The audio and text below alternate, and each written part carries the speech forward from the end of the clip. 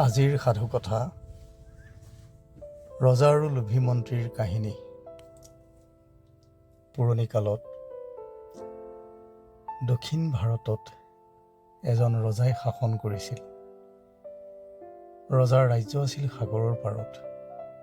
ৰজাই মাছ খাই বৰ ভাল পাইছিল।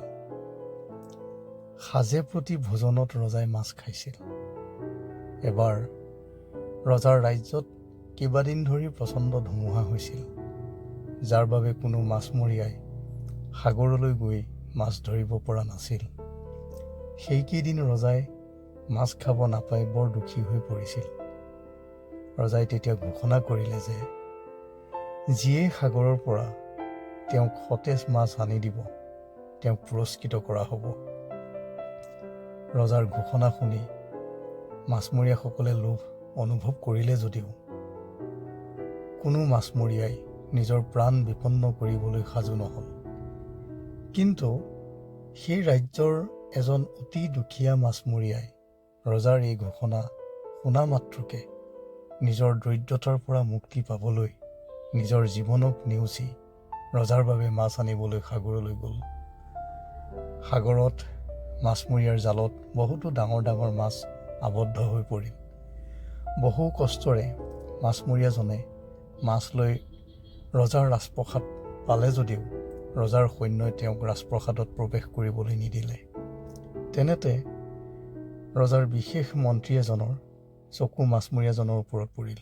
তেওঁ মাছমৰীয়াজনৰ ওচৰলৈ গ'ল আৰু মাছমৰীয়াৰ আগত এটা চৰ্ত ৰাখিলে যে মাছমৰীয়াই ৰজাৰ পৰা যি পুৰস্কাৰ পাব তাৰ আধাখিনি যদি মন্ত্ৰীক দিয়ে, তেতিয়া মাছমৰীয়াজনক ৰজাৰ ওচৰলৈ লৈ যাব।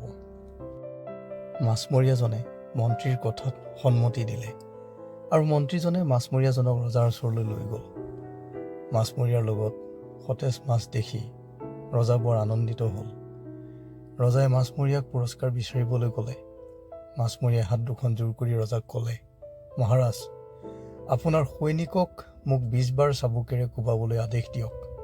ৰজাই নিজৰ সৈন্যক মাছমৰীয়াজনক 20 বাৰ চাবুকেৰে কোবাবলৈ আদেশ দিলে।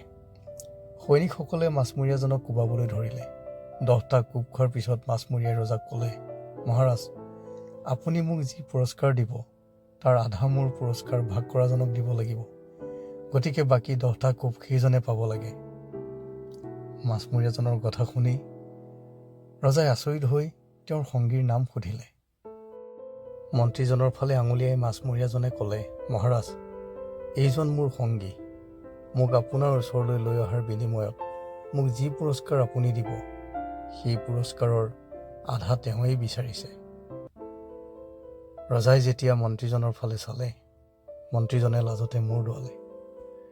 ৰজাই বাকী 10টা কোব মাছমৰীয়াৰ পুৰস্কাৰৰ ভাগ বিচৰাজনক দিবলৈ সৈনিকসকলক আদেশ দিলে। সৈন্যই ৰজাৰ নিৰ্দেশত মন্ত্ৰীক 10টা কোব মাৰিলে। ৰজাই এই লোভীয়া মন্ত্ৰীজনক নিজৰ ৰাজ্যৰ পৰা আঁতৰাই দি মাছমৰীয়াজনক বিপুল পুৰস্কাৰ দি পঠিয়াই দিলে। এই সাধুটোৰ পৰা আমি শিক্ষা ল'ব পাৰোঁ যে কোনোবাই কেতিয়াও লোভৰ বাবে অপ্ৰয়োজনীয়ভাৱে কাকো অশান্তি দিব নালাগে। পুনৰ এটি নতুন সাধুকথা লৈ শীঘ্ৰেই তোমালোকৰ কাষলৈ আহি আছোঁ।